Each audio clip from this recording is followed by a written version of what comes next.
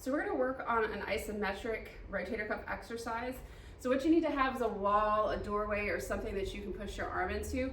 What we're going to do is start with our shoulder blades set before we do anything else on this exercise. So when we do that, we're going to take our shoulder blade, and we're going to take it and we're going to bring it back and down just a little bit. Sometimes we don't need to bring it too far down if it causes any symptoms. We're just going to bring our shoulder blade back towards our spine and a little bit down, so just that we're not popped way up in the air. So when I do this, sometimes I have a little lag room here. You can do something like put a yoga block or a towel there if you need to. That'll allow you, when you get that shoulder blade down and back, to squeeze a little bit into it and activate your cuff a little bit more. When you feel that cuff activate, you're gonna feel your armpits get tighter. Then all I'm doing is finding a position wherever I am after my shoulder blade set. I'm finding a wall, and I'm gonna put my hand, back of my hand, or the back of my forearm against that item, and then I'm just gonna try to push into it.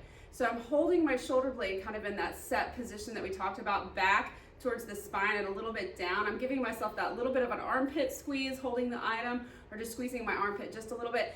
And with that being held in that isometric contraction, I'm gonna go ahead and try to push my arm out into the wall.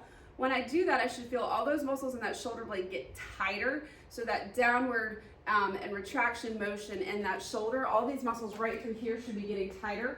My armpit's gonna get tighter through here and through the front side. And then what I'm gonna feel as I try to move my arm out and I'm being resisted by that static item, is I'm gonna start to feel this get tight. I might even get a little burn down the outside of the shoulder here, so that you can see it a little bit better. I'll move that out of the way. And then all I'm doing is taking my shoulder blade and I'm bringing it back, down just a little bit. I'm holding it.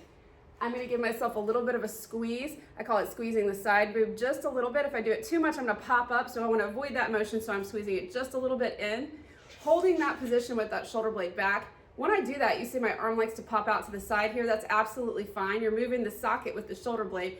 Wherever the arm goes, just let it go. Everybody's a little bit different. And in that position, then I'm gonna try to push out into that static item and hold it. That's when you're waiting to feel everything on that backside get a little bit tighter, and then feel that really tough contraction through here start to kick in. And then sometimes you get a little burn down the outside of the arm, and that's absolutely normal.